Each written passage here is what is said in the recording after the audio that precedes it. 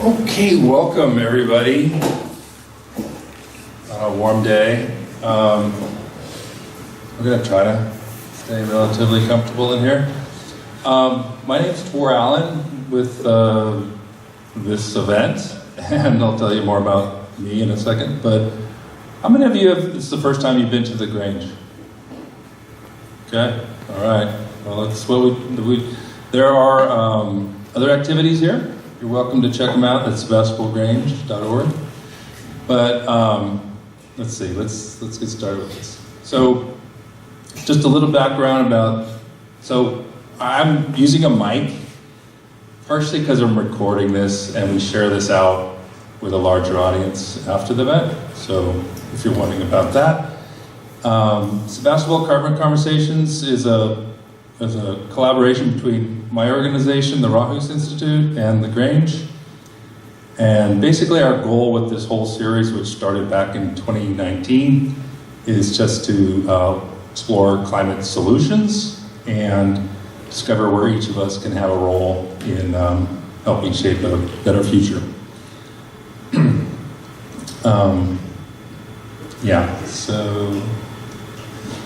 So back in 2016-17, I think this is when Project Drawdown came out, and it shared 100 solutions that had to reverse global warming, which I was kind of blown away with, that it was such a wide menu. So I was very solar focused at that point. I'm like, well, there's more than just solar as part of the solution. So over here on the side, there's a poster with all the solutions, and we have a book back there. But it's a resource that I use constantly to refer back to, as far as if there's an organization based in San Francisco that continues to update this work. So it's a good resource. Just why solar? I was just reflecting. This is the first solar-themed Carbon Conversations we posted, despite me being fascinated with solar for so long. But yeah, I worked for a solar contractor in the early 90s when solar, if you said I have solar, it meant I had a solar hot water system on the house. And a lot of things have changed since then. But I turned my interest into a job by starting the Rahus Institute in 1998, and mostly I've been doing educational kinds of things. So this is what I do. My day job is Solar Schoolhouse, which is putting solar activities and lessons into school teachers' hands, actually, so they can share that with their students and become more aware of this technology and more engaged in energy topics. So a wide range of things. We have a few books and things like that over there if you have an interest in picking up some of this for a teacher in your life or sharing with someone else. So just by way of looking at some of the past conversations, they are archived on the website, thisrahus.org/SCC. So there's things on rainwater catchment. We did a reuse and repair event a few months ago, and so on and so on. A lot of good stuff. At this point, I want to invite our partners up to say, give a minute just to share briefly about themselves, and then we'll go from there. So when you guys want to come on up and share just a brief hello.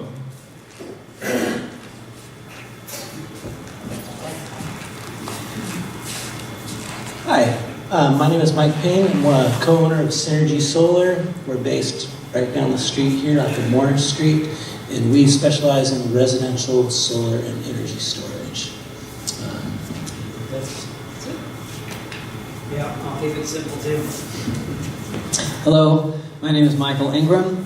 I'm the founder, owner, operator of Michael and Son Solar. We too specialize in residential custom solar solutions and battery storage. here in Sebastopol in the greater Sonoma County area. And I'd be happy to speak to you. Hey everyone, I'm Jay with Vital Energy Solutions in Sebastopol. We've actually been doing solar and batteries and generators here for about 20 years. So really appreciate being of service to this community. Thank you. Hi, I'm John Matheny with SolarWorks. You'll never believe it, but we do solar and storage.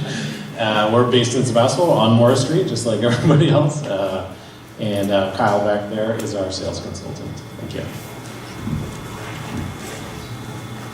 Hey everyone, my name's Dylan. Like everyone else, we are also a Sonoma County-based company. I'm one of the owners. My brother is the other owner of the company.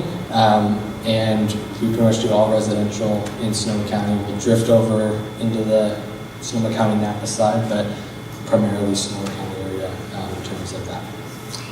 That's all I got. Awesome. All right, thanks. So we're very fortunate to have such a wide range of local contractors available to us.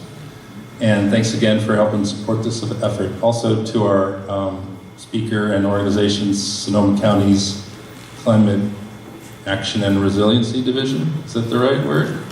You changed it not too long ago, or your team changed it. All right, and Guayaki.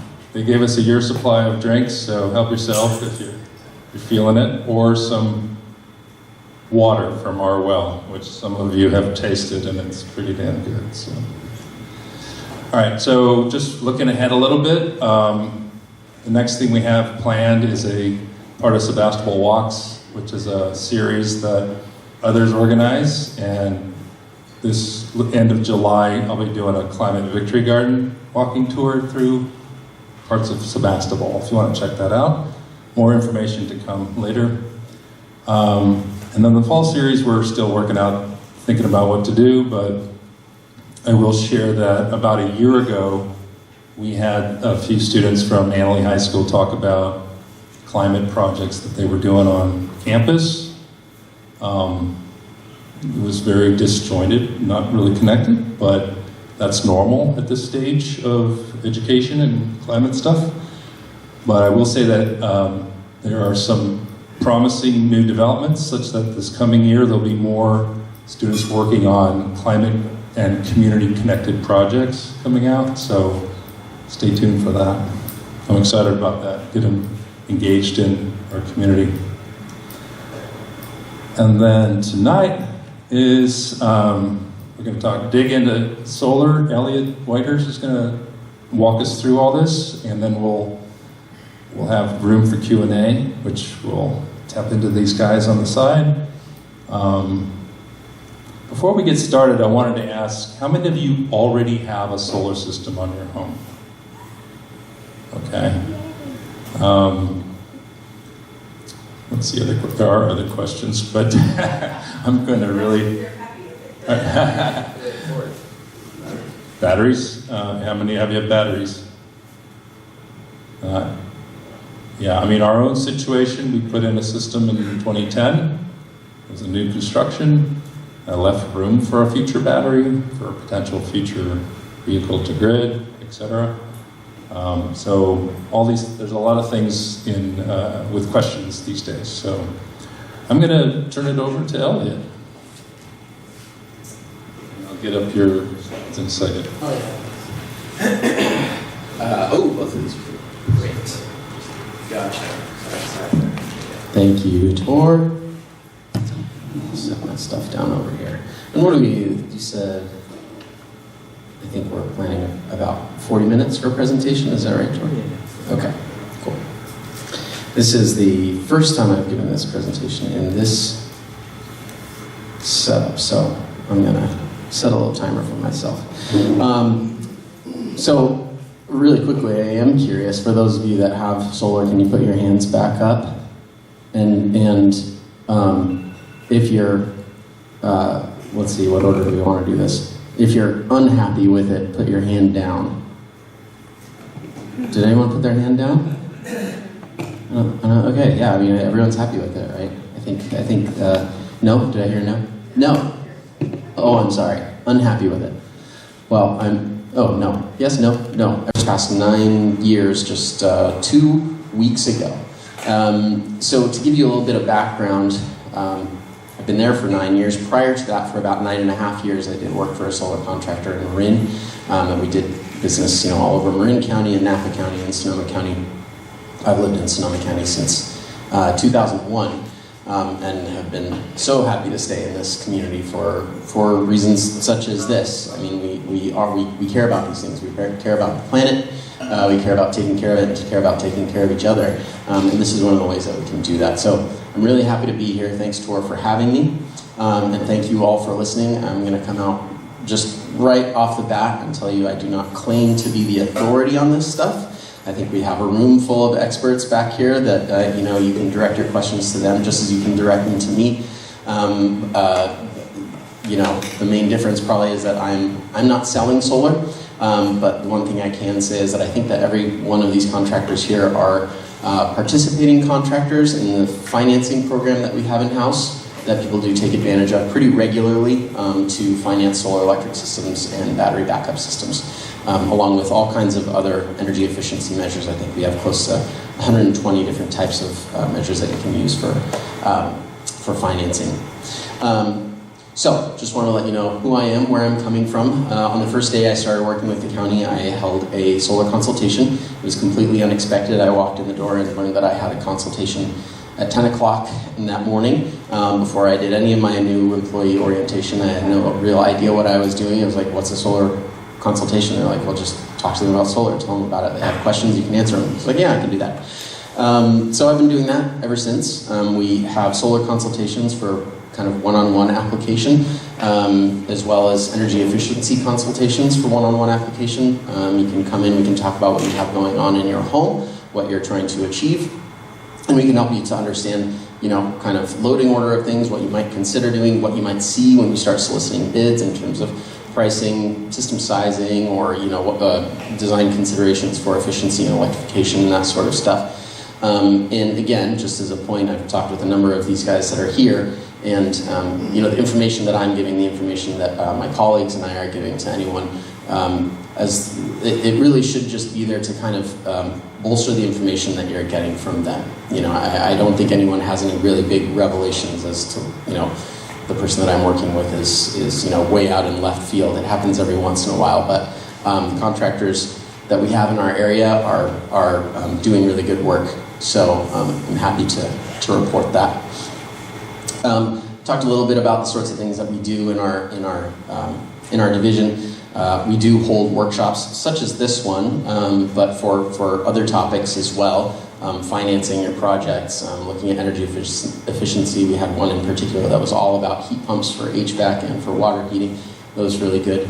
We do these twice per year. We have 2 different series, one in the spring and one in the fall. So do check us out on our website for the Climate Action and Resiliency Division, as has been mentioned a number of times now. That is CARD, easily remembered. We also keep a library of the most recent workshops on our website. So if you're interested in checking that out, you can go to our website and it'll take you to our YouTube channel to watch the different workshops that we posted. So getting in here, I probably will be moving pretty fast because this is a lot of information. And we have a number of people here, so I'll ask if you have questions, please do hold them until the end. If contractors have questions or issues with what I say, you can hold that until later and we can talk about that too. But I'm going to try and get everything as accurate as I can for you guys. So I wanted to set a couple of ground rules with this. And we're at a point now where the consideration for solar is not just about adding solar, but it's about efficiency, which in a lot of cases now means electrification in your home. So understanding, when we're talking about electricity, when we're talking about electrification, our concern is kilowatt hours. That's the main unit of billing for electricity. And if you're electrifying, you're going to be using more electricity in your home. While there is a standard conversion that you can do, when you're looking at, I'm going to switch out my gas storage water heater, and I'm going to put in a heat pump water heater. There's of course a conversion that you can do to look at therms to kilowatt hours, but it doesn't really apply when you're talking about switching appliances. And I'm just kind of getting this in your mind right now. You know, you can look at how many therms any given appliance uses if it's burning gas, but when you're talking about switching equipment, you're also talking about changing efficiencies between equipment. You're talking about equipment that's probably replacing something that's much older, and being able to determine exactly how much electricity you're going to use when you're switching appliances in your house is really, really complicated. Very complicated, to the point that it's like, really you're just kind of trying to get close. You can find averages, of course. You can always find information that fits, the bucket that you're trying to put things in. But the reality is, in predicting usage for new appliances, replacing appliances, you can't just look at what you used for gas and determine what you use for electricity. It just doesn't really work that way. So I kind of wanted to put that out there and get you thinking about, if you're converting, you're going to have a hard time getting a really accurate answer if you just call someone and say, hey, I'm putting this in, how much solar do I need? You can get close, and maybe that's what you want to do in the end, but it's going to be really hard to really accurately predict. So do I have a laser? No, that's okay. So we have numbers. So first I wanted to just talk a little bit about solar electric systems. I know a lot of people here have solar electric systems, so for those of you that do, you already know how this works. But what we're seeing here is what's known as a grid-tied system. And we all know what the modules look like. We know what the panels look like. We see them up on people's roofs or out on a ground mount somewhere out in someone's field or in their yard. Those panels are generating DC electricity, and the grid is operating on AC electricity, or alternating current electricity. So the other main component of these systems is the inverter, or the inverters, depending on what type of technology you're going to be looking at. You need something to change that direct current to alternating current so that it can be sent off to the grid. So this is a grid-tied system. This is the vast majority of systems that we have in our area. There are, of course, off-grid systems, and probably more of them as we're kind of moving into the way that billing is working now. But this is kind of the standard application for solar as it's been over the last 20, 30 years. And if you're interested in solar right now, you're thinking about going solar, and you've talked to anyone, the biggest concern that we've had over the past year or so is this change to the way that the billing works for electricity, and solar customers in particular. And this is surrounding the program that's known as Net Energy Metering, or NEM. So in April of last year, we moved into, for new applicants, what's known as Net Energy Metering 3, or Net Billing. And it disappoints everyone. No one's happy with net billing. No one has actually been moved on to net billing at this point because it's kind of locked up in litigation over whether or not this is going to move forward. But assuming it does, this is what it's going to look like. So as it's always been the case with net energy metering, the utility is keeping track of how much electricity you use and how much you produce. With a standard solar electric system, the way that we always sized it before, the idea was that you were going to produce at least as much electricity as you used, if not a little bit more, to kind of be a buffer. When you overproduced electricity during the day, you're producing more than you're using. That excess you export to the grid, and you get credit for it. And the way that it used to work, you would get effectively 100% the value of that kilowatt hour when you overproduced. That is what's been changed under net billing. And I'll show you how here. But let's see, I'm moving on too fast. Another important point of these systems is that the useful lifespan of them is about 25 years. So those two main components that we pointed out, the panels generally are at a 25-year production warranty. Some come with a 30-year production warranty. And the inverter or the inverters are going to be anywhere between 10 to 25, depending on the manufacturer that you're looking at. Usually those with the 10-year warranty are extendable out to 20 or 25 years. And when I started in solar in 2006, the standard warranty was 5 years on inverters. So that's a spot where we've definitely seen some improvement in the technology, a lot more confidence in that piece of the puzzle. And this is another spot where things have changed under NEM 3. Previously, we saw about a 5 to 6 year return on investment for a solar electric system under Net Energy Metering 2, under Net Energy Metering 1. That's what we were looking at. Now, the way that this is set up, return on investment is somewhere in the 8 to 9 year range, maybe 10-year range, depending on your usage, depending on the system size. And again, this is for a standalone solar electric system, not considering storage or just a regular, grid-tied battery. In adding on that storage, what we see is that it's obviously a larger investment. Batteries are not cheap, but it does improve the return on investment. And this is effectively what the utility was wanting to see happen. As part of their proceedings, they stated the successor tariff should transition the solar market to the solar paired with storage market.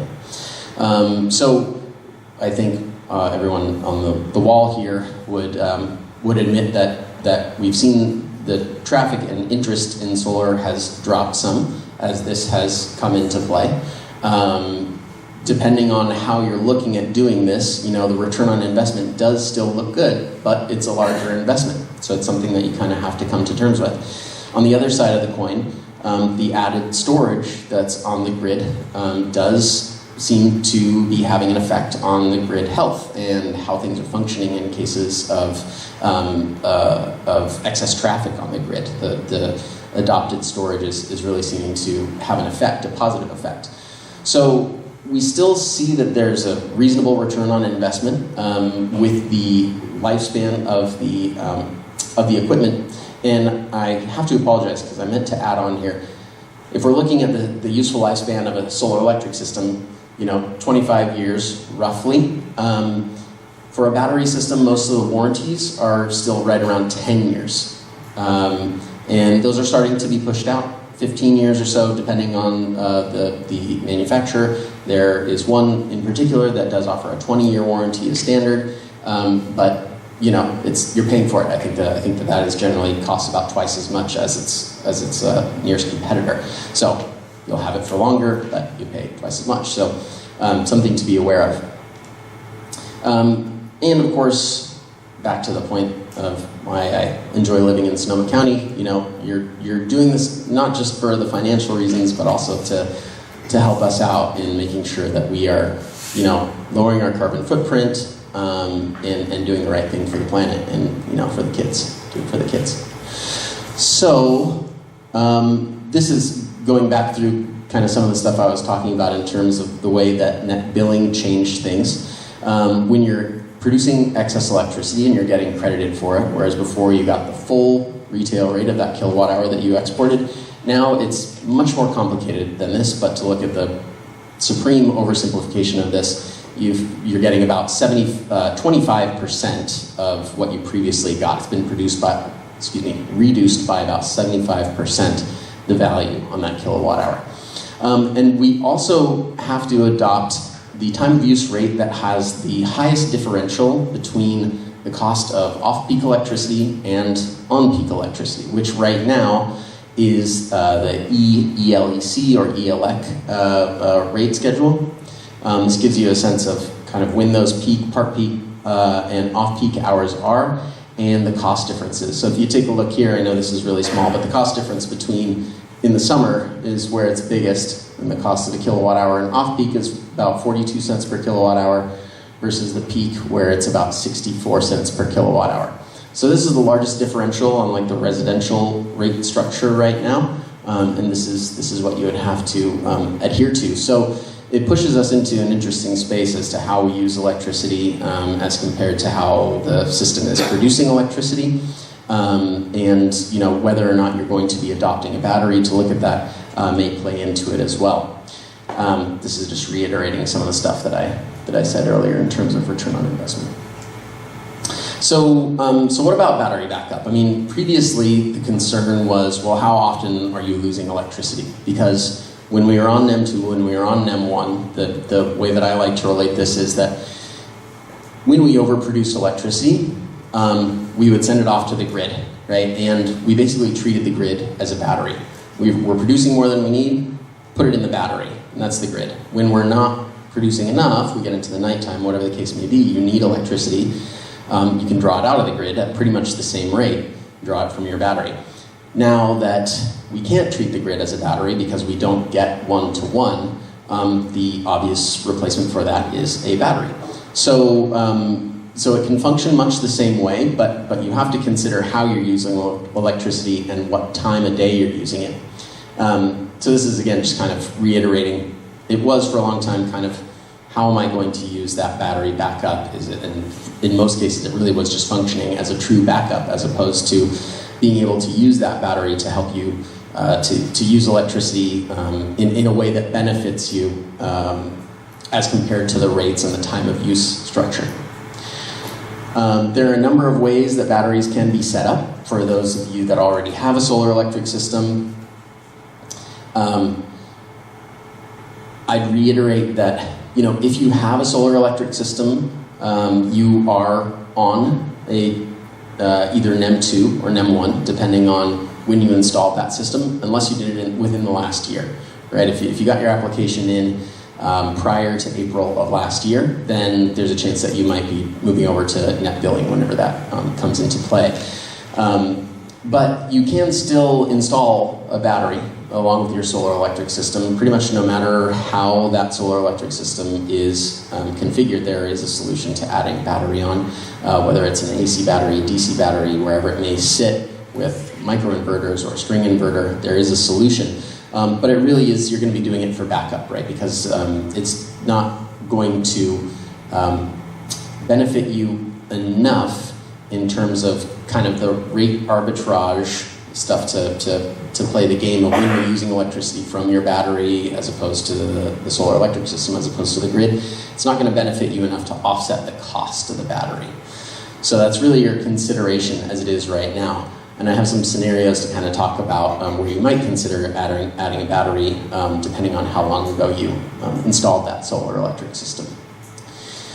So again, this is kind of the direction that we're moving here. Is if you solicit a bid today, I think that most are going to agree that you're probably going to be seeing a bid that shows a solar electric system plus a battery backup system. And again, you're kind of taking that structure that we looked at before, feeding the grid, using the grid as a battery, and instead just moving it over to using your battery as a battery. And let's see. Again, first time I've done this. There's a lot to think about. This guy agrees with me. So the main function prior to how things are now was battery backup, but now we're thinking about rate arbitrage. And that is to say that,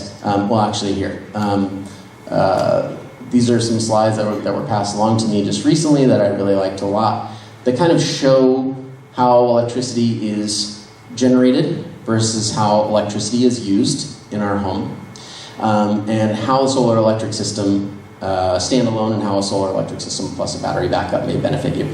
So this is kind of showing here, over the course of the day, we have these little spikes in our usage at home.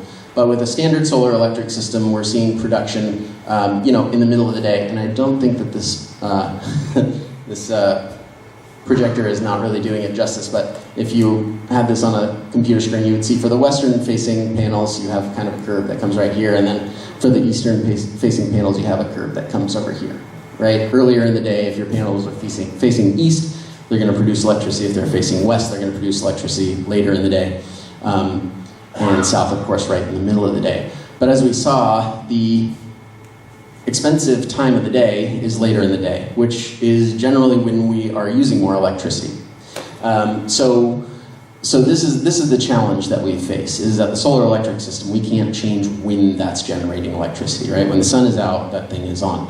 We can change how we use electricity in our homes and when we use electricity, and that's a big part of the consideration now. But in talking about how the solar electric system does its job, there's no changing what it does when it does it. So when you're looking at like how you might be able to start playing the game here, when we're talking about net billing, the electricity that you offset, the electricity that you use as it's being produced is always going to be a direct offset, right? In the middle of the day, if you produce 5 kilowatt hours over the course of from noon to 1, you produce 5 kilowatt hours, but you use 3 kilowatt hours, what the utility sees is the net result. The utility just sees, okay, this customer produced 2 kilowatt hours. So those 3 kilowatt hours that you produced will offset 3 kilowatt hours that you used immediately. So what you can do is to, if it's a change for you, if you are like me, you get home from work and you turn things on, you can start scheduling things to happen in the middle of the day. We have a lot of smart appliances now that you can, as things move that way, you can program them to take place in the middle of the day. If you're home in the middle of the day, you don't really have to be thinking too much about, you don't have to think as much about when you're using electricity in terms of like, I'm only home late at night and that's when I'm going to use electricity. You can do all these things in the middle of the day, and when you have a solar electric system, especially under this billing structure, that's exactly what you want to do. Do as much as you can in the middle of the day when you're producing that electricity so it offsets what you're using. And so this kind of will give you a sense of what a battery can do for you. Looking back at, when we're not getting the full benefit of that solar electric system for what's being overproduced, you don't really have to consider so much when you're using that electricity. It should still be a consideration, but a battery allows you to draw from the battery when you need the electricity, instead of really having to focus super hard on exactly when you're using it as compared to when it's produced. So I think that this does a pretty good job of illustrating the idea behind adopting a battery, making sure that you have somewhere to put that electricity when you're overproducing, because you will. That's how these systems are sized. We'll talk a little bit more about batteries, but I wanted to talk a little bit about some of the other considerations that are pretty key right now. A lot of times, when you are looking at installing a solar electric system, or if you're electrifying your home, especially for those of you that install the solar electric system already, it might not have pushed you into the realm to where you needed to upgrade your service panel. Even if you were kind of on the edge already, there are ways to install solar electric systems on a service panel that doesn't have any breaker space. But as we electrify, there's a very good chance that you may have to upgrade your service from 100 amp, 125 up to maybe a 200 amp service or something like that. It's pretty expensive. It's not a cheap improvement. We'll be talking a bit about incentives and such, but do be aware that for everything that we've talked about so far, there's a 30% federal tax credit, and that is on the full contract price of the project. If a service upgrade is required as part of this project, then you can claim 30% on that federal tax credit. There are also incentives that are coming about through the Inflation Reduction Act on service panel upgrades. So this is gaining some popularity. You'll see I have it here listed as a smart service panel. These are pretty cool, just kind of starting to make their way out into the world. But one of the considerations that we've had for a long time with batteries is that likely installing a single battery for battery backup is not going to put you in a space to where when the power goes out, you can continue to do everything just as you had already. There are a number of considerations behind that. But for most people, you may be looking at 2 batteries, potentially more, if you really just want to not even know that the power went out. Part of the conversation, if you're not in that realm, if that doesn't make sense for you, may be that you can consider installing a single battery, and you would think about what your critical loads are, right? If this is for backup, you're thinking, what do I actually need to work in my home in order to stay in the home in the case of a power outage? For most, that's a refrigerator. If you have a freezer, these are the things that when they're out for a number of days, it's going to cost you money and be a headache. And then some lights and maybe a couple plugs, whatever you have your modem plugged into your router so you can continue to get information, that sort of stuff. And that may require a separate subpanel, or that may be on you to, if I don't want to make that investment in the subpanel, then I have to be really hyper aware of when the power goes out and what I'm using and how I'm using it. Smart panels, while they provide a number of benefits, this is one of the things that they can do. You can prioritize circuits remotely and over Wi-Fi, which is really pretty cool. And this also gives you some insight into your solar electric system that you would not otherwise have. Along with every one of these solar electric systems, if you've installed it in the last 10, 12 years, you would have a monitoring suite, right? Something that you can go online and you can see, well, how much electricity has my system produced? The utility is only showing you exactly how much electricity you're netting out, right? But these smart panels can actually give you a lot more insight into your overall production and usage and how much electricity each one of these circuits is using. I do have a lot of conversations with people who are, saying, well, I barely use, I'm very conscious of how I use electricity, but I still have this crazy bill, right? And I think a lot of times that's due to utility rates going up way faster than anyone thought they were, and all of a sudden you're just shocked by your electricity bill. Your usage may be the same as it was before, but all of a sudden the bills they've gotten to a point where it's really starting to send off alarms. But with a smart panel like this, you can really see how much electricity is being drawn by different circuits, and that gives you a good idea of how much those appliances that are on those circuits are drawing. And are they drawing more than you expect? Are they drawing more than they should? So it gives you a lot of insight into what you have going on in your home. This is really, if you like to nerd out about numbers, this is definitely the solution for you. And electric vehicles. So this is also a big consideration when I'm talking to people whenever we have consultations. Part of the conversation is, we look at usage to get an idea of how much they use, and then we need to get a sense of how much they expect to be using in the future.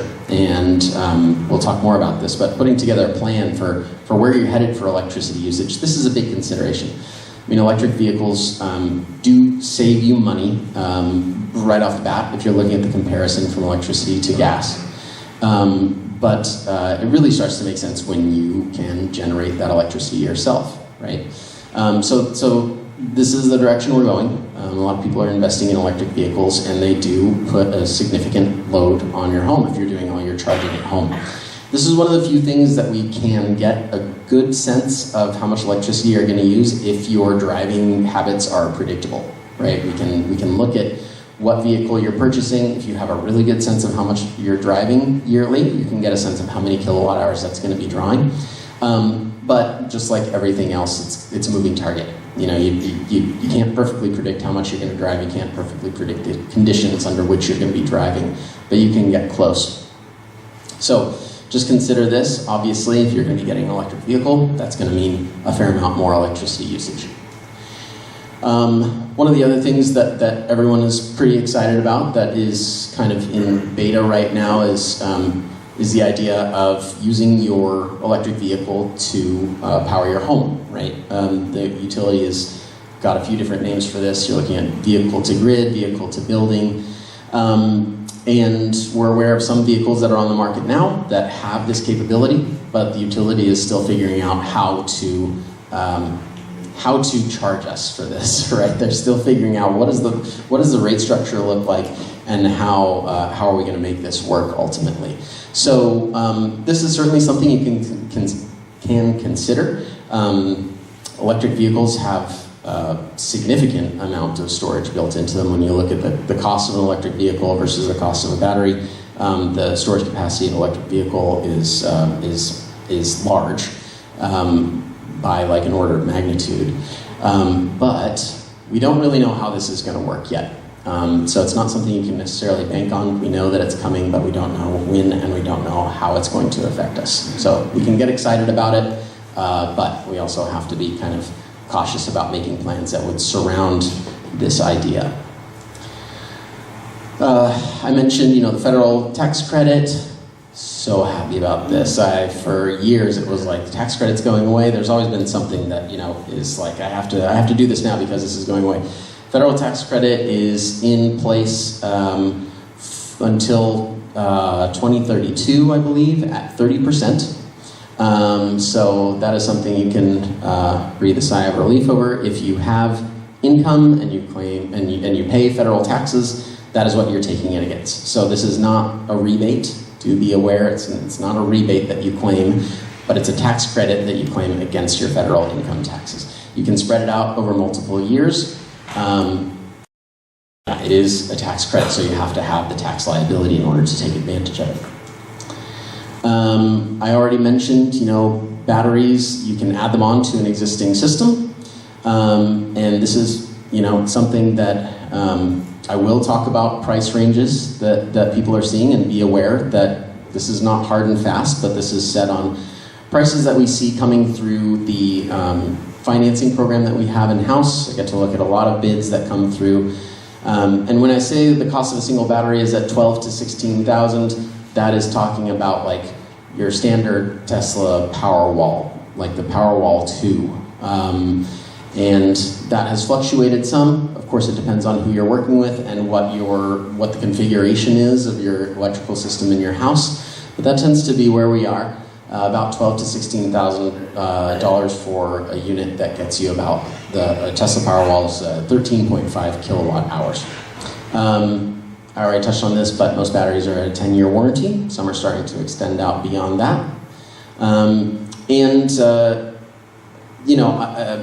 We have consideration now, as I've gone over a number of times, this rate arbitrage consideration, but certainly safety and energy security is a totally viable reason to be interested in investing in batteries. It doesn't necessarily just have to be about payback, right?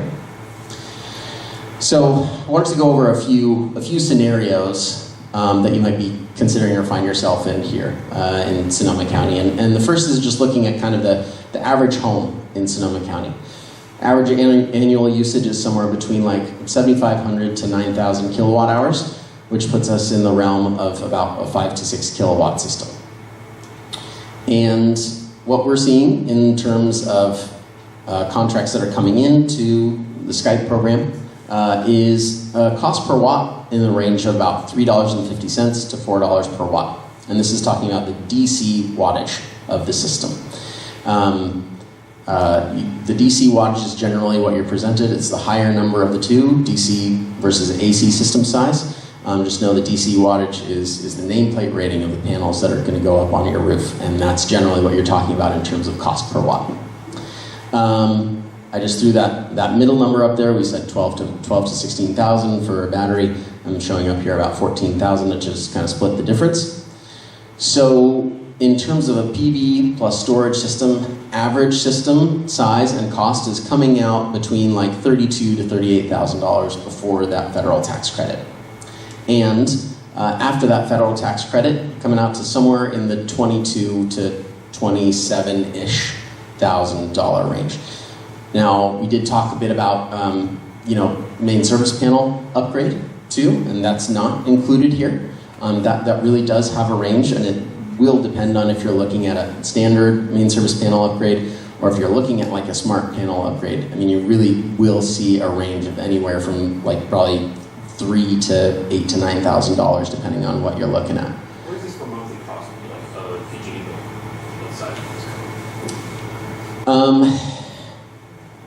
It's funny. I'm so steeped in the world of kilowatt hour usage. I would say this is probably somewhere in the realm of 200 plus-ish for electricity usage, because we're just talking about electricity here. The question was, what is this in terms of cost for average? And I think that's probably somewhere right around there.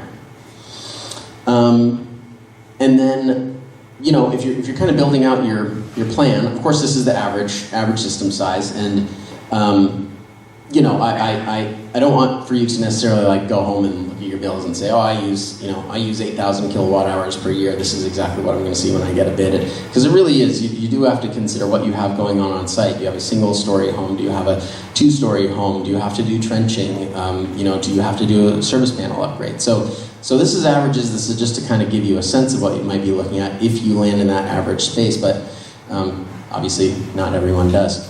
So, you would assume that as we electrify, we're going to be using more electricity. So averages are going to start to go up. Averages definitely have gone up over the last few years, but they're going to continue to go up as we buy more EVs and install more heat pump HVAC systems. So system sizes are certainly going to go up. And again, every project is different. Anyone that you work with is going to want to see your usage. First and foremost, they have to see what your electricity usage looks like. They're going to want to see at least your last year's worth of usage, but if you have more, that can only help. And looking at more than your last year's of usage will also help you to realize that when you're working with a contractor, sizing the system is it's a moving target, right? I mean, you're looking at averages, and your usage is going to change every single year. You might have someone come move into your home for 2 months next year that you didn't expect, or you might have someone move out. On the other side of it, what we produce from our systems, we can of course set an expectation in terms of averages based on system size in our area, but our weather patterns are all over the place, and that's probably only going to get crazier as time goes on. So we can't perfectly predict what these systems are going to do. The idea is that you want to get close to offsetting that bill, to eliminating that bill. And in order to do that, you have to look at averages, and you have to assume averages, and you have to know that you're going to end up with some years where you produce more than you need, and you're going to end up with some years where you didn't produce enough. That's really where the properly sized system lies. Unless you really are looking for as little investment as you can get for kind of bang for your buck, at which point you're really going to be undersizing a system really small so that you're really only ever offsetting what you're using during that time of day when you're producing it. But this is generally, I think, probably in the realm of what you're going to see. And we always say solicit 3 bids for whatever work you're going to be doing, and that's just directly in line with the California State Licensing Board. And I'm trying to look at my time and how far along we are. Okay, good. So, scenario 2, you have... Uh-oh, did I lose it? I might have turned it off. Check. I think our battery died. I can talk about it. So, scenario 2 is you have an existing solar electric system. In this case, you were an early adopter, right? You installed a solar electric system 20 years ago. You had no storage. That wasn't part of the consideration of that money. You wouldn't want to... It was a different thing when you're talking about batteries 20 years ago, but you have no storage. And you recently learned that you're going to be moving over to net billing because you were given a 20-year grandfather period on that system. So there are certainly concerns, and this is where I think some of the opinions matter when you're starting to gather bids, because everyone has a different idea of what you might want to consider in this situation. But you should be thinking about what's the health of that system. For a system that was installed 20 years ago, you would expect about 1% degradation per year. So that system should be producing about 80% of what it produced initially. That's kind of your first baseline, and that's what you should be looking for to make sure that it's producing roughly what you want to see it being produced. And again, even then, the production warranty on panels was 25 years. For a 20-year-old system, you probably had a 5-year warranty on it. And I would guess that if you have a 20-year-old system, either you've already replaced that inverter, or it's not producing that 80% that you should be seeing, right? So if you haven't replaced that inverter yet, that's going to be one of your considerations. You'd be considering, do you have additional roof space? Panels 20 years ago were less than half of the efficiency that they're operating at now. 20 years ago, they were probably somewhere in the realm of 160 watt panels or so. Now the same footprint gets you 410, 420 watts, maybe a little bit more depending on the manufacturer. So they're quite a bit more efficient. You can do a lot more with that footprint than you could at that point. But of course, if you want to add on to this system, you need to have somewhere to put that stuff. I want to just throw out there the concept that even though the system is old, there's no denying that. A 20-year-old system is an old system comparatively. The panels themselves would still have production warranty left in them, right? So it's not necessarily just something that you scrap and get rid of because it's old and it's not working right. There is potential for this system, and you probably should consider it. But your needs have surely changed over the course of the last 20 years. If you have a 20-year-old system, you know, if you haven't had a bill since you installed that system 20 years ago, then that means that you really oversized your system when you first installed it, right? Because we should be seeing a drop in that production just as a matter of degradation. But if the system is still producing, it's still producing. And what the system is there to do is produce electricity. So if it's working, it's working. Your concern is this change over to the new billing structure. So to that end, you may find yourself in this situation where it's time to consider adding a battery on. Because we know from everything I said earlier in this, that change to net billing is really impactful. And if all of a sudden you get 25% of the value of those kilowatt hours that you're producing, you might want to consider how you can mitigate that. And to do that, you would be considering a battery. And also what your plan is moving forward. Are you, again, looking at an EV? Are you thinking about heat pumps for HVAC, for water heating? Electrification is going to add a lot of usage on. So this may affect what you decide to do with that system in terms of adding on to it or removing it and doing a big project. You might find yourself in a situation where if you're doing a lot of things all at once, if you have to do a lot of things all at once, you may consider doing that as one big comprehensive project that may help you save on this component or that component of the project overall. Scenario 3, you've got a 10-year-old system and you need a new roof. I saw a lot of hands up, so maybe there's some people in this situation.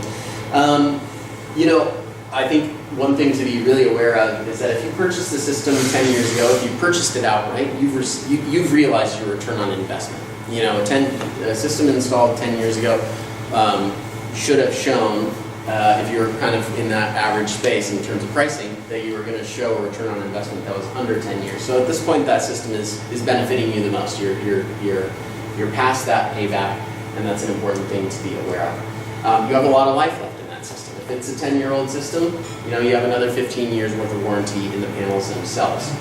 So scrapping that because you're at the point where you need a new roof is really, I don't think that should be anywhere in your mind. You really should be thinking about holding on to the system because it's got a lot of life left in it. As I mentioned, the warranty on inverters has changed. If you install the system 10 years ago, you probably have a 10-year warranty on that inverter if it's a single string inverter. If you have microinverters, if you have N-phase inverters, I believe that they were offering 25-year production warranties on those from the outset. So that would just be something to consider as you're going. You might not need a new inverter, but if you're in that space where you're having to pull stuff down and reconfigure it, it might be something to consider. How you're creating. Oh, I'm sorry.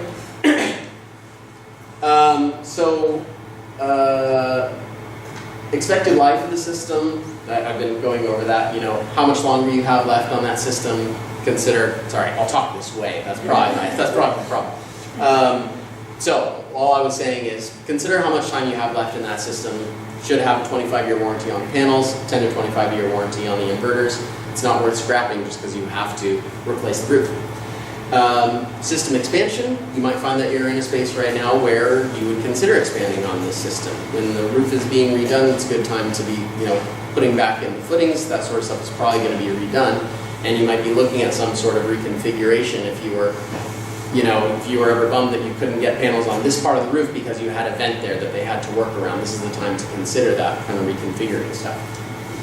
And then the re-roofing itself, you probably want to start with whoever installed your system first off, what they would recommend doing in terms of removal and replacement.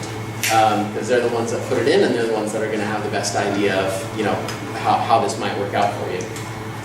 In terms of the cost to remove and replace, I've seen numbers all over the place. I know a number of contractors kind of worked it into contracts initially. If you have to re-roof in the next number of years, we'll pull it off and we'll put it back up. That's part of your contract. Others of course are going to charge you to come out and do it. It's labor. They should be charging. But the costs tend to vary, and of course it's going to be based on your system size, right? You can't, if you talk to a friend who said that they got their system pulled down and put back up for $1,000, that's not necessarily what you're going to see if their system is a third the size of theirs or more. Is this back? So if your system is sized differently from that person that you might be talking with, then yeah, the cost is going to be different, right? So there is definitely a range in terms of how much that might cost to have it done, and of course that's going to play into your decisions. And then the re-roof itself, because that's the actual project, right? Is that's what's going to cost a lot, is getting a new roof. This is just kind of based on numbers that we're seeing right now through the program. So if you are considering re-roofing, this is for like standard Class A roof, comp shingle, tending to cost somewhere around $7 per square foot of re-roofing. And that's just for you to know moving forward if you find yourself in that situation. So most importantly, whether you have a solar electric system already or you're considering installing a solar electric system, most importantly is coming up with a plan. How you want to approach this. Are things changing significantly in your home in the coming years? Are you looking at electrification? Do you have anyone moving in or out of the house? That's if you go from a 3-person house to a 2-person house, that's definitely going to have some effect on the usage in your house. Primarily where we spend on fuel in the house is conditioning our space.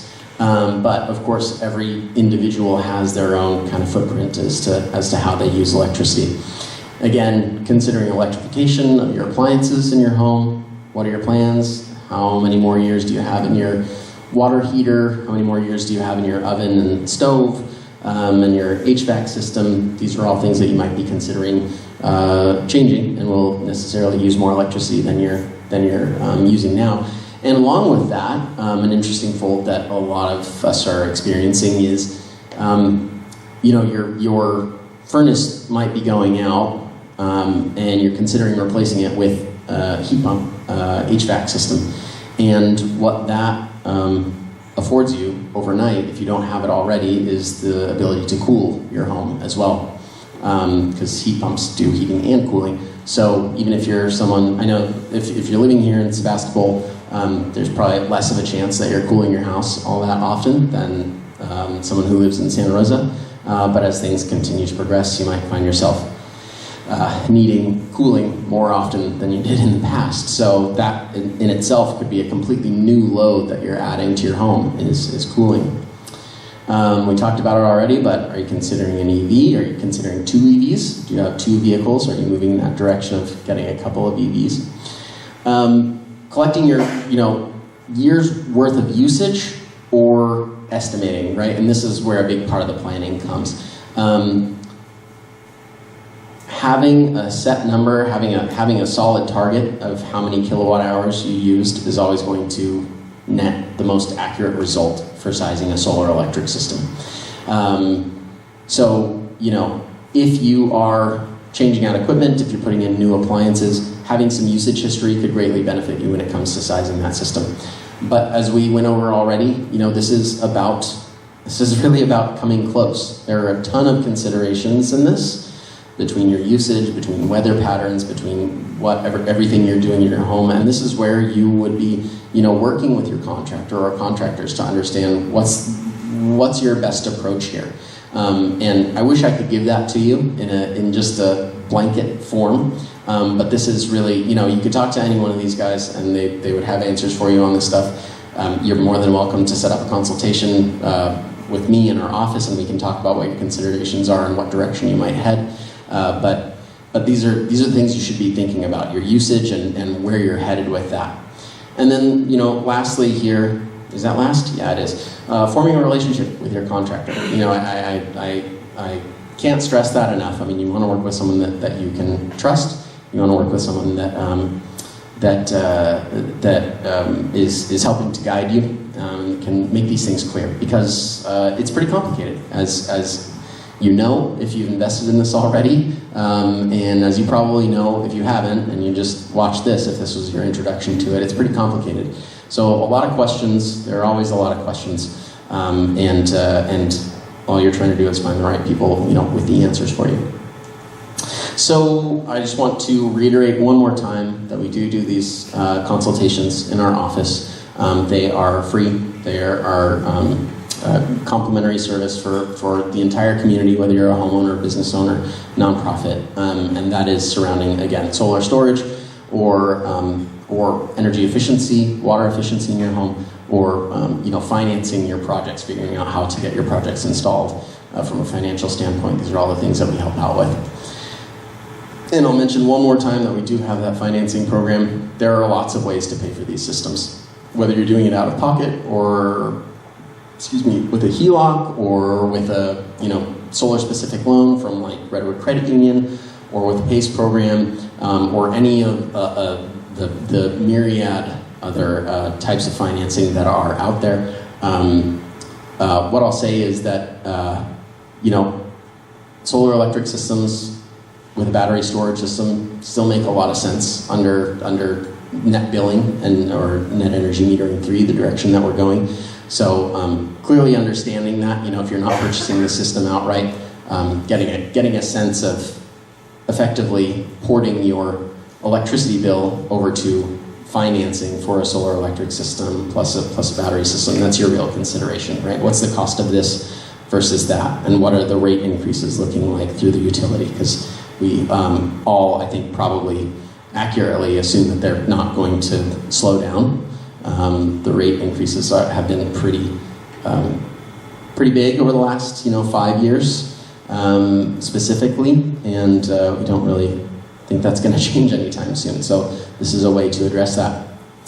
So that is my program, and Tor, I don't know if you want to do Q&A with me or if you want to do it with all of the experts in the room, or how we want to do this. Let me ask you a question. Yeah. So, actually, if you guys want to come on up, grab a seat, or whoever wants to be part of this, you can turn this thing off, I guess. Maybe turn the light on in the back, Tina. Yeah, grab a seat, get comfortable. So let's turn off for a second. Yeah, so there's a lot to think about, right? And so when I do that, I think about, what about me?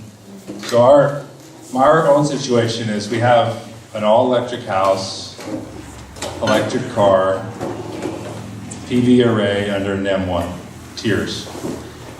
So I don't have to think about time of use at the moment.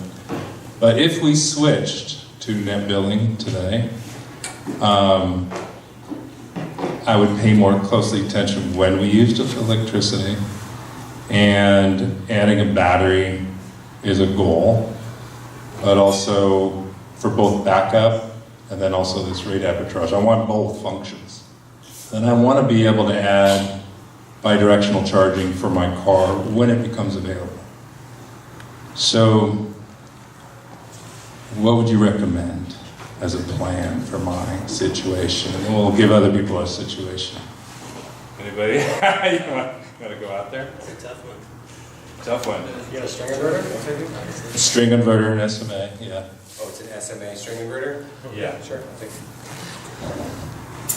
And this is under the assumption, right, that when you transition to NBT, you will likely be replacing that system? Is that on the, or you think that you're going to continue to use that system into NBT? Because I would say that has more of an effect on your overall goals than anything else. If reducing the potential of your financial investment into the project, and in that, or maybe looking to maximize the equipment itself specifically. Obviously, we're here to be carbon conscious and not just throw away equipment that still functions. You'll have a hard time with bidirectional charging. I'll tell you that one first. That will be you will be limited. Older inverters will be more likely, I should say, seeing as we don't know anything for sure yet when it comes to that. But you will be more than likely limited in your ability to do that, or you would be looking at a parallel system, one of these non-export systems that are available and things like that. Well, bidirectional is more on the electric car, the vehicle. But bringing that into the home specifically, like how those all network together will be your biggest, hurdle to get over in that sense specifically. So I guess, the question about the modules are 12 years old, so let's assume I'm doing it today, or next week. But the shift. But the the service panel thing is a reoccurring thing. You know, do you do a dedicated critical load panel? Or do you That would be best practice, I think, in most scenarios when it comes to stability. I would say that a dedicated panel is the most steadfast, most predictable pathway going forward. We're still a lot of development into these smart panels and things like that. It's a really great option, and we have customers that are already very interested in that. But when it comes to simplicity, a backed-up loads panel is definitely going to be your safest bet in that way. I just want to say that I think every one of these vendors sitting in this room, that they're going to sit down with you for over an hour and answer that question. So to try to answer it up here is going to be a little unique. It's literally goes into so much detail that it's an hour-long consultation, if not more. And in case it didn't sound complicated, it's extremely complicated, and it requires, everybody here is a very complicated. And I'll put a caveat on that, the loads panel and doing the main panel upgrade. We have talked about that. You covered that. By the way, it's a fantastic presentation, Elliot. Thank you. That's been awesome. Really, these are the guys that I have to impress. So. they're the ones that I'm doing real hard for. Very thorough. And I just want to say that if you're considering a main panel upgrade, that is the time to incorporate doing the solar or vice versa. Doing a main panel upgrade just because you have some electrical upgrades that need to be done, or you want to add that EV charger, doesn't necessarily qualify it for the tax credit. It actually has to be done as part of a renewable energy project to qualify. So doing it independently just because it needs to be done is don't be in a hurry about that. Just make sure you have all your needs considered. I do believe, though, the incentive, the reduction tax credit. You got to speak to the room. Oh, here, I'll give you this. I do believe, I'm not 100%, I'm not a CPA, but I do believe with the reduction tax credit, it will be across the board 30% on tax. That's in the future, it's not available yet. Elliot, your last slide was unreadable.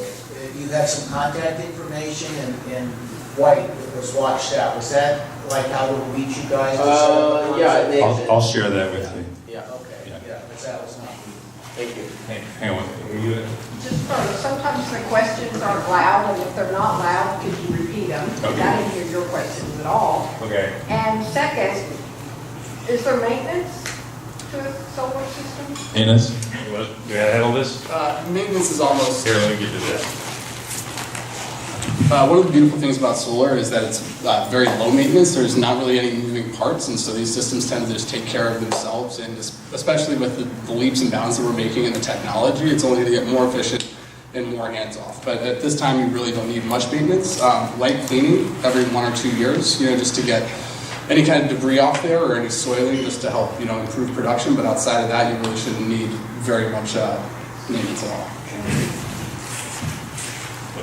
To couple upon that, something that was mentioned earlier in the presentation was that the vast majority, if not every single modern solar system, is connected to the internet. So the owner and the installer have the capability of monitoring that system to see when maintenance is necessary. And it will actually alert everybody when something is necessary. So yes, the goal, and 99% of the time, nothing needs to be done. But when something does need to be done, the system will tell you. Thank you.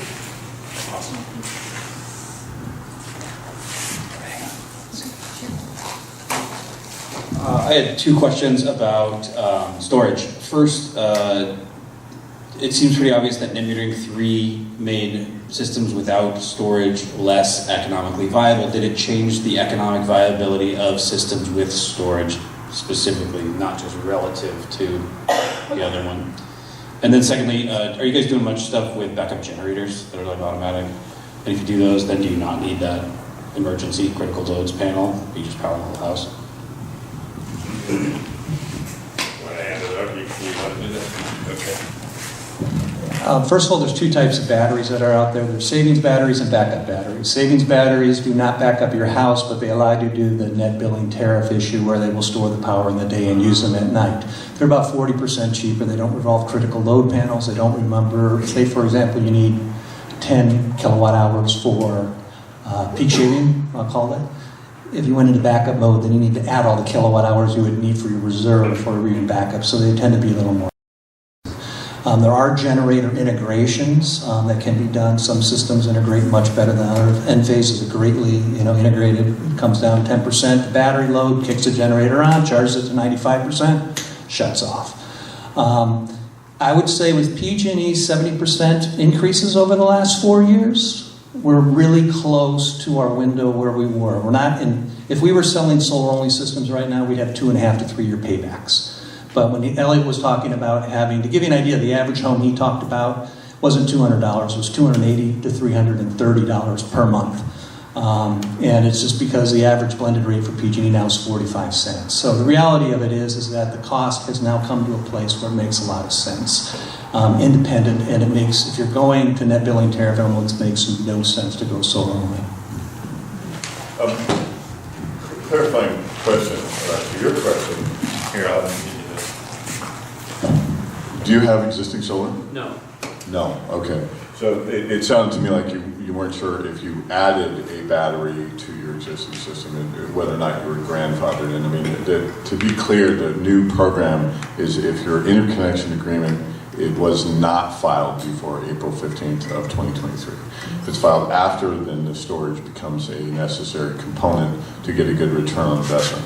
Whereas prior to that, it was a no-brainer to do solar, and yes, we were seeing as low as 2 years return on investment, especially with the PG&E increase. It is still a phenomenal investment, but the batteries are kind of a necessary function, especially a non-backup solution, just energy arbitrage. It's like being a day trader. You're buying energy in the morning when it's cheap and selling it back to the utility when it's expensive. So it still makes sense. It's a little trickier equation. But a battery, I think you had asked also about does a generator addition make it so you can not worry about powering the whole home? And that's a little bit tricky. That's really a one-off situation based on your specific circumstances and what you're trying to do. Pretty general recommendation not to try to power air conditioners or charge your car from a battery backup system, even with a generator, unless it's specifically designed for that. If you already have batteries and you have a backup panel and you're trying to add a generator, it becomes even more complicated. So doing it all at once and taking into consideration all of the loads and planning for what you really want to run in the event of an outage. Do you want to throw a party like it's 1999, or do you want to just get by and make sure you have internet and your refrigerator and cold beer, of course. Can I add I just wanted to touch on the fact we're talking about return on investment a lot, which is a really good benchmark, but I also want people to think about total net savings, which is, I think, the second part of that equation, because you can have a really quick return on investment, but it's not very much money in, or you can have something that has, maybe it's a little bit more expensive up front and it has a slower return on investment, but the overall net savings is far larger. So those two things in balance is really what I would focus on. Lifetime savings. Yeah, lifetime savings over the lifetime of the system, the total net savings. Just keep rolling. It's just because you asked specifically about everybody. A lot of people talk about batteries as a kind of requirement under NBT. For many people, that is the smarter investment, and what kind of ties into what John was just talking about. There is two ways to look at the system: is the speed in which you're paying it back and the cost, and then also the net savings over time. There is something where you can do, and especially with retired customers, this tends to be a more popular option with people that are home using their energy most of the day. They don't, in the evening, they're almost using the least amount of power throughout their day. For those people, a smaller than 100% PV only system is actually a really reasonable option for them. It's a very small initial investment, or a smaller initial investment. You cover 70% of your usage, shave the top off of your bill, and you then have something that somebody could build on in the future, but you don't necessarily aren't looking at 20 years into the future specifically, or aren't concerned about the total benefit. You'd like to I'd like to kind of get my money back quick and be done with it. And you can just as well install a 70% system, no batteries, and get yourself still a 6-7 year payback. So not too bad if you don't have all of your usage covered. So. You're saying NBT instead of specific? Net Billing Tariff is the official term that you're saying for NEM 3. NEM 3 is kind of the fun way of talking about it. Pardon? What is the possibility of off-grid systems and of neighborhood and municipal independent systems? You had to ask that. Cutting the cord. The possibilities are great. So with community solar, like microgrids, that's actually something our company specializes in, as I'm sure there are others, in the state. But that's actually a really great route for people to go. They can share energy and pull from the same source, have a collective battery bank. It's a little bit more difficult to implement. And then as far as off-grid goes, it's entirely feasible, but it's all dependent on how much money you're willing to spend. It can get very pricey really quick. It is still nice to be able to have the option of using PG&E as your battery bank, because where you run into issues is going to be the winter time. Our days are about half as long as they are in the summer, much less opportunity to produce electricity, and so you're going to have to massively oversize your system in order to achieve true off-grid, capabilities. Or rely on a generator. Yeah. You want to add to that? I just want to piggyback on that. I want to remember why we're here, and that is we are trying to reduce carbon. Off-grid systems are extremely inefficient. They require generators. They require, when the sun is shining, the solar has nowhere to go when the batteries are full. They're just inherently inefficient. And I know very few homeowners that want to give up their hot tubs and they run propane refrigerators to be able to live in that off-grid. And you can do it, and it's expensive, but it isn't carbon. It's not carbon friendly. The grid it's kind of like the internet. It's a beautiful place. It just isn't necessarily managed by a beautiful person. I mean, there are situations where off-grid is your only option. If you don't have a PG&E hookup, it makes sense. And PG&E is actually retiring some power lines, like for example up to Pepperwood, and putting in where it makes sense. But let's talk about Ken's situation. So Ken has a 20-year-old system, just got his NBT, Net Billing Tariff letter from PG&E, but he's re-roofing, and it's going to cost a bit to remove and reinstall that system exactly as it was. So, question is, does he do that? Pay that thousands of dollars for that? And, it's a 20-year-old system. Or does he repurpose those panels somewhere else and put in a new system and add a battery or some other strategy? Want to take that, Mike? I think Elliot touched on it a little bit. There's a couple moving parts here, but to start, you don't have a labor warranty left on the system from your, installer. Your module warranty is about to be up. Your inverter warranty is up. So is it worth the money to take it down and put it back up?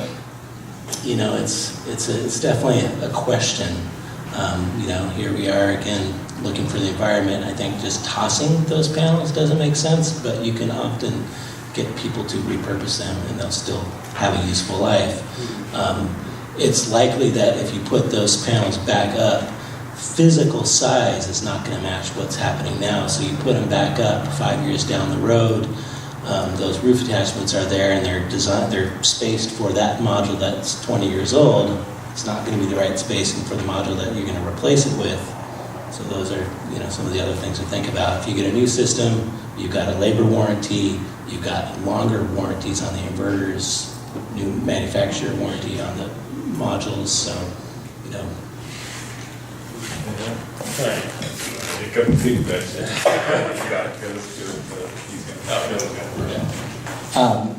One thing to add to that is Also, with the new system, you would be able to get the 30% tax credit, which you wouldn't get with re-roofing.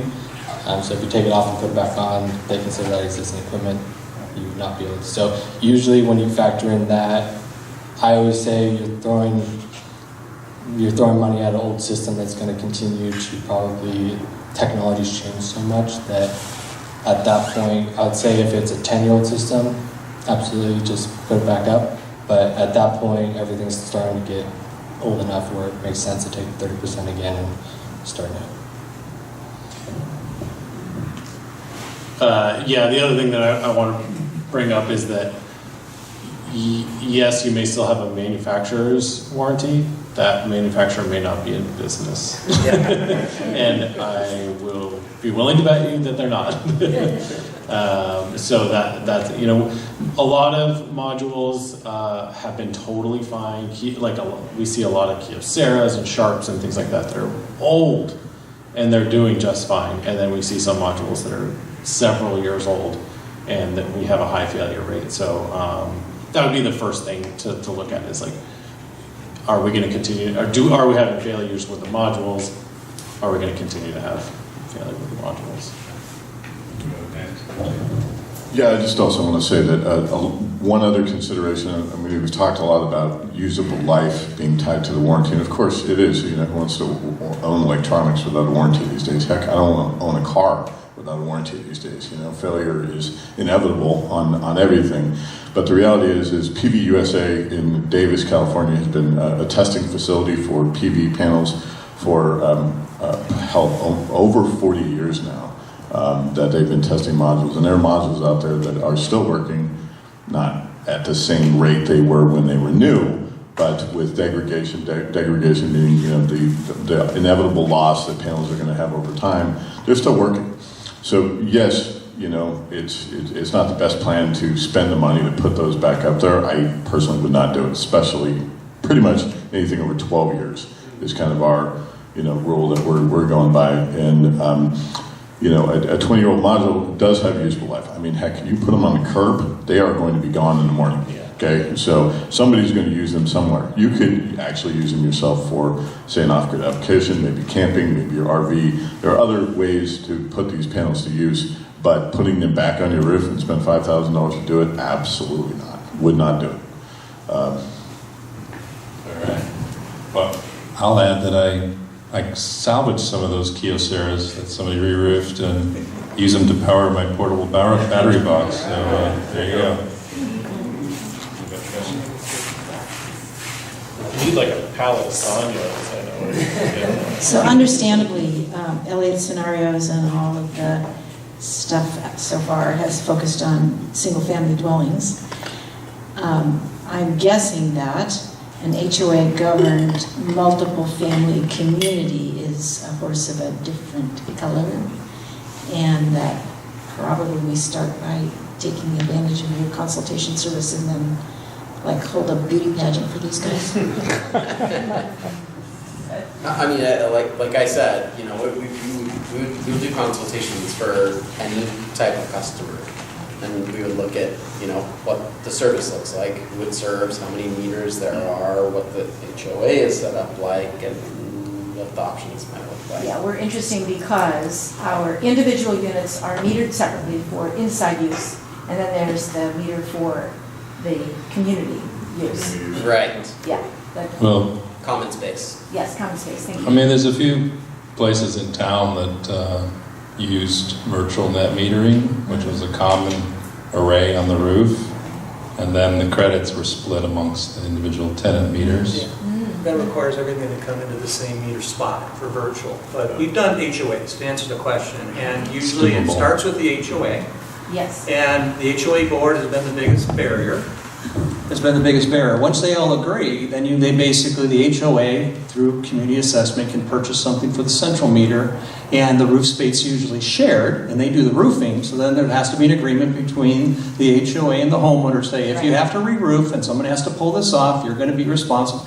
It can be done. It's just a little more complicated, and it does require a heavy HOA. I will say I'm blessed with a treasurer on the board who is taking the lead on all of this and is a fine person, number cruncher, all in. She's our treasurer.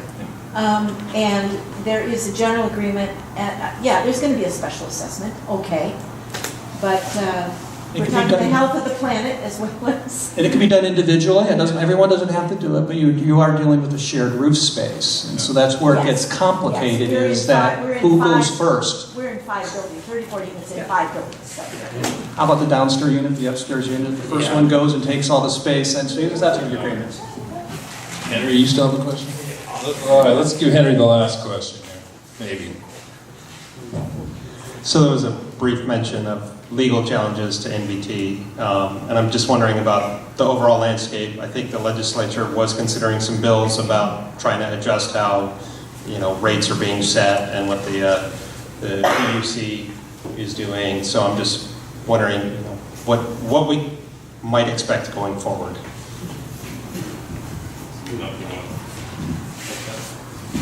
Well, from what we've been told by Cal SSA, who's the advocacy for solar, pretty much all the bills died, so we can expect what NBT move forward. It was called public utility. You guys more to add to that? I just want to say, and this is not unexpected. Jeff Cipher is the CEO at Sonoma Clean Power. We've been talking about this since 2016.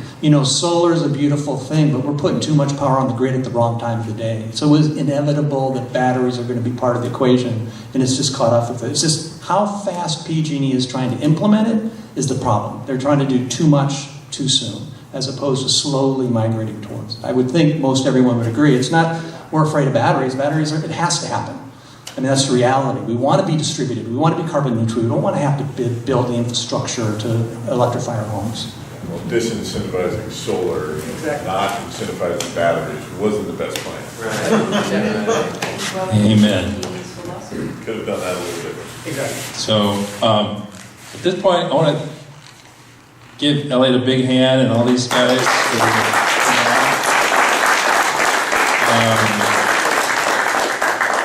You guys, please ask them questions. We're going to just be cleaning up some tables and chairs, and if you want to venture in the back for any of the solar schoolhouse stuff. Can we just make sure that we have this contact information? So, yeah, I'm going to follow up and email out all of the slides, the video, etc. If you're good with that. Otherwise, ask Elliot. All right, thanks everyone.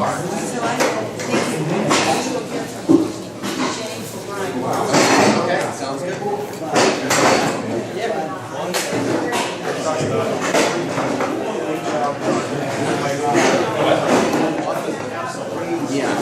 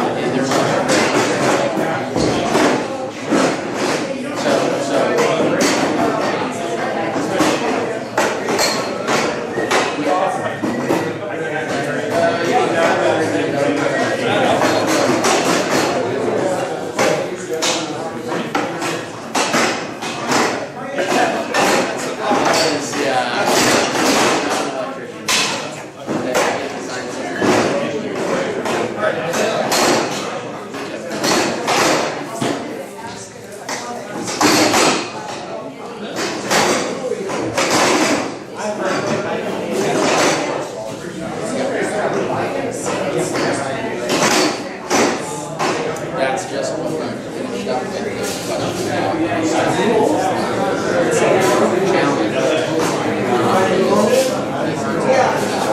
So